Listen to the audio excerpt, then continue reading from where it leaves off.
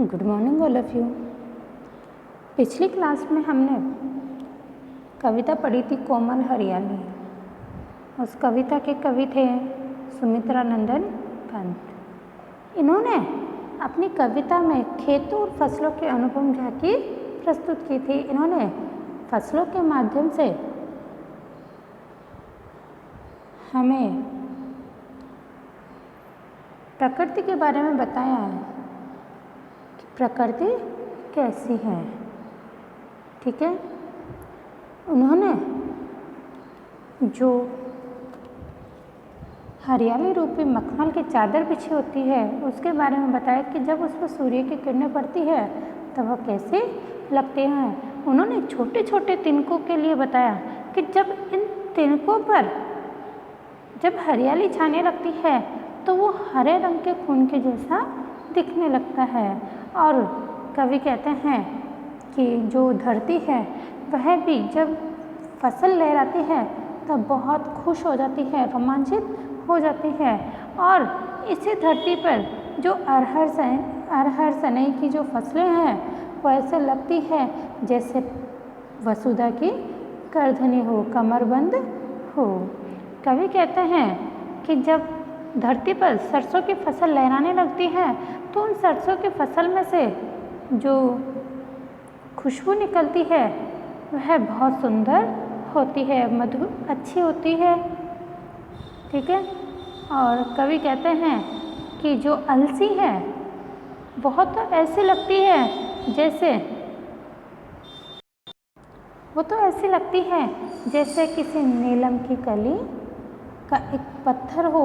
नीलम एक पत्थर होता है, वो पत्थर हो। ठीक है, आज हम इस कविता के प्रश्न उत्तर देखेंगे। देखिए शब्दार्थ। तलक, तलक का अर्थ होता है तक। मखमल, मखमल का अर्थ होता है मुलायम कपड़ा। रवि, रवि का अर्थ होता है सूर्य। किरण, किरण का अर्थ होता है रश्मि। तिनका, तिनके का अर्थ होता है घास फूस। तन, तन का अर्थ होता है शरीर। हरित, हरित का अर्थ होता है हरा। रुधिर, रुधिर का अर्थ होता है खून। झलकना, झलकना का अर्थ होता है दिखना। श्यामल, श्यामल का अर्थ होता है सांवली। भूतल, भूतल का अर्थ होता है जमीन। नभ, नभ का अर्थ होता है आकाश। चिर निर्मल, चिर निर्मल का अर्थ होता है सदैव स्वच्छ रहने वाला। नील फलक, नील फलक का अर्थ होता है नीली पट्टी। रोमांचित, रोमांचित का अर्थ होता है पुलंकित। वसुधा, वसुधा का अर्थ होता है पृथ्वी। बाली, बाली का अर्थ होता है बाल। किंकिणी, किंकिणी का अर्थ होता है करधनी या कमरबंद। शोभाशाली, शोभाशाली का अर्थ होता है सुंदर। तैलाक्त, तैलाक्त का अर्थ होता है तेल से सनी हुई। तीसी, तीसी का अर्थ होता है अलसी। ठीक है, अब देखिए इस पाठ के प्रश्न उत्तर करेंगे हम। आओ अभ्यास करें। ठीक है, पहला प्रश्न, पहले है उच्चारण व लेखन अभ्यास। इन शब्दों का आपको उच्चारण करना है और लिखने का अभ्यास करना है।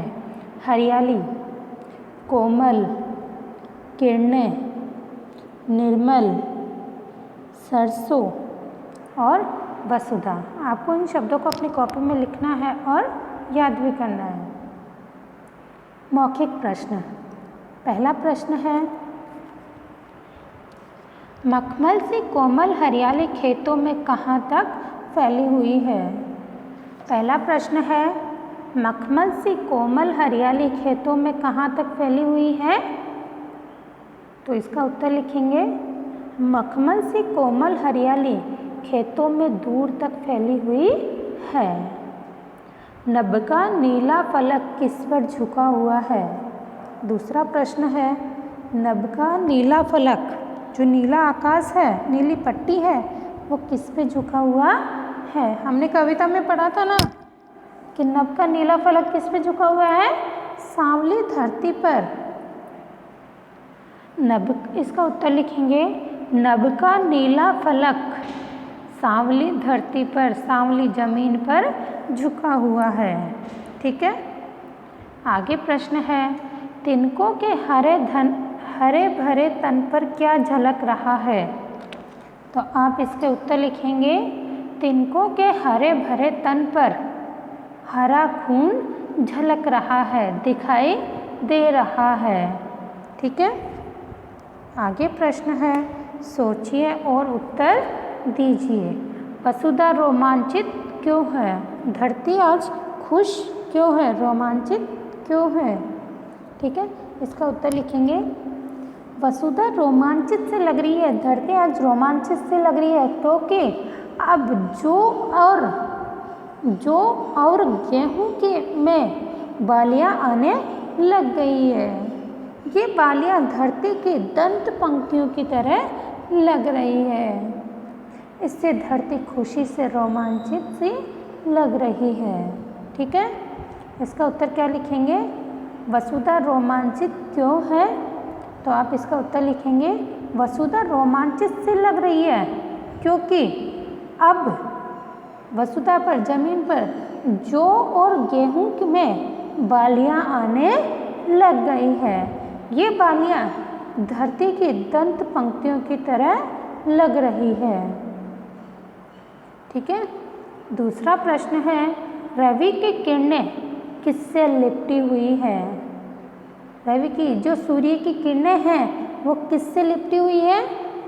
हमने कविता में पढ़ा था सूर्य की किरणें जो कोमल हरियाली है, वसुधा की जो फसलों की जो कोमल हरियाली है उनसे लिपटी हुई है। तो देखिए इसका उत्तर लिखेंगे रवि की किरणें खेतों में फैली मखमल सी कोमल हरियाली से लिपटी हुई है। ठीक है, तीसरा प्रश्न है, इस कविता में किसका चित्रण किया गया है? इस कविता में किसके बारे में बताया गया है? तो इसका उत्तर लिखेंगे इस कविता में खेतों तथा फसलों का अनुपम चित्रण किया गया है। ठीक है, अब है निम्नलिखित पंक्तियों के भाव स्पष्ट कीजिए। यहाँ कुछ पंक्तियाँ दी गई हैं, उनके भाव आपको स्पष्ट करने हैं। ठीक है, उड़ती भीनी तैलाक्त गंध, फूली सरसों पीली पीली। ठीक है, इस पंक्ति का भावार्थ लिखेंगे, जब सरसों के पीले पीले फूल खिल जाते हैं, उन पीले फूलों की हल्की हल्की तेल से सनी हुई गंध फैलने लगती है। देखिए इसका उत्तर लिखेंगे, जब सरसों के पीले पीले फूल खिल जाते हैं तो उन पीले फूलों की हल्की हल्की तेल से सनी हुई गंध फैलने लगती है। ठीक है, दूसरा है, अरहर सनई की सोने की किनकियाँ है शोभाशाली। इसका उत्तर लिखेंगे, धरती के रोमांच की शोभा अरहर और सनई धरती की कमरबंद बनकर बढ़ा रही है। ठीक है, धरती के रोमांच की शोभा, जो धरती रोमांचित हुई थी उसकी शोभा अरहर और सनई की फसल धरती की कमरबंद करधनी बनकर बढ़ा रही है। ठीक है, अब है, तिनकों के हरे हरे तन पर हिल हरित रुधिर है रहा झलक। तीसरी पंक्ति क्या है? तिनकों के हरे हरे तन पर हिल हरित रुधिर है रहा झलक। तो इस पंक्ति का भाव लिखेंगे, घास के हरे शरीर पर ऐसा लगता है जैसे हरा खून हिलता हुआ दिखाई दे रहा हो। ठीक है, अब देखिए भाषा व्यवहार। नीचे लिखे शब्दों का वाक्य में प्रयोग कीजिए। यहाँ आपको कुछ शब्द दिए गए हैं, इनका आपको वाक्य में प्रयोग करना है। कविता को ध्यान में रखकर ही इन शब्दों का वाक्य में प्रयोग करना है। ठीक है। हरियाली, पहला है हरियाली, तो आप इसका वाक्य में प्रयोग लिखेंगे, खेतों में दूर तक कोमल हरियाली फैली हुई है। दूसरा है किरण, तो इसका वाक्य में प्रयोग करेंगे, हरे खेतों में जब सूर्य की किरणें पड़ती है तब ऐसा लगता है मानो किसी ने चांदी का जाल बिछा दिया हो। ठीक है। तीसरा है सरसों, सरसों शब्द से वाक्य में प्रयोग करेंगे, सरसों के पीले फूल अपना तेलीय सुगंध बिखेर रहे हैं, अपनी तेलीय सुगंध बिखेर रहे हैं। ठीक है। आगे है गंध, गंध का वाक्य में प्रयोग करेंगे, हवा में तेलीय गंध छा गई है। ठीक है। अब है विलोम शब्दों पर घेरा लगाइए। यहाँ आपको शब्द दिया गया है और 3 अन्य शब्द दिए गए हैं। उन शब्दों में से आपको जो शब्द है उसका विलोम शब्द ढूंढना है और उस पर घेरा लगाना है, उस पर सर्कल करना है। कठोर, कठोर का विलोम शब्द क्या होगा? कठोर का विलोम शब्द कड़ा, कोमल, सख्त, तो क्या होगा? इसका विलोम शब्द होगा कोमल। ठीक है, ऐसे आपको सर्कल लगाना है। रवि, रवि का विलोम शब्द क्या होगा? सूर्य, सूर्य भी रवि का पर्यायवाची है। दिनकर, दिनकर भी रवि का पर्यायवाची है। और यहाँ है शशि, शशि का अर्थ होता है चंद्रमा। ठीक है, तो यहाँ शशि का, रवि का विलोम शब्द होगा शशि। शशि का अर्थ होता है चंद्रमा। ठीक है। श्वेत, श्वेत का अर्थ होता है सफ़ेद, तो सफ़ेद का हम विलोम शब्द क्या करेंगे? यहाँ करेंगे हम श्याम, श्याम यानी काला। ठीक है। आगे देखिए नगर, नगर शहर, कस्बा, ग्राम, तो नगर का विलोम शब्द होगा ग्राम। ठीक है। ऊंचा, ऊंचा का विलोम शब्द क्या होगा? नीचा।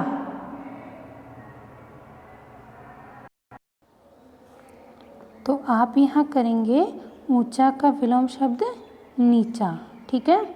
ऐसे ही है गगन, गगन का विलोम शब्द क्या होगा? आकाश, वसुधा, आसमान, तो गगन का विलोम शब्द होगा वसुधा। ठीक है। अब देखिए आगे का प्रश्न है, कविता में किन किन रंगों का उल्लेख किया गया है? तो इस कविता में हमने पढ़ा था मखमल, तो इस कविता में हमने कौन कौन से रंगों का उल्लेख किया है? मखमल, दूसरा है हरा, तीसरा रंग करेंगे काला, चौथा रंग करेंगे नीला और पांचवा रंग करेंगे पीला। ठीक है। अब आगे प्रश्न है, इन शब्दों के दो दो पर्यायवाची शब्द लिखिए। तो देखिए कोमल, कोमल का पर्यायवाची होगा मुलायम और नरम। सूर्य, सूर्य का पर्यायवाची होगा रवि और दिनकर। सोना, सोना का पर्यायवाची होगा कनक और स्वर्ण। गंध, गंध का पर्यायवाची होगा सुबास और महक। वसुधा, वसुधा का पर्यायवाची होगा पृथ्वी और भूमि। निर्मल, निर्मल का पर्यायवाची होगा स्वच्छ और साफ। ठीक है। तो बच्चों आपको ये वर्क अपनी कॉपी में करना है। ठीक है, धन्यवाद।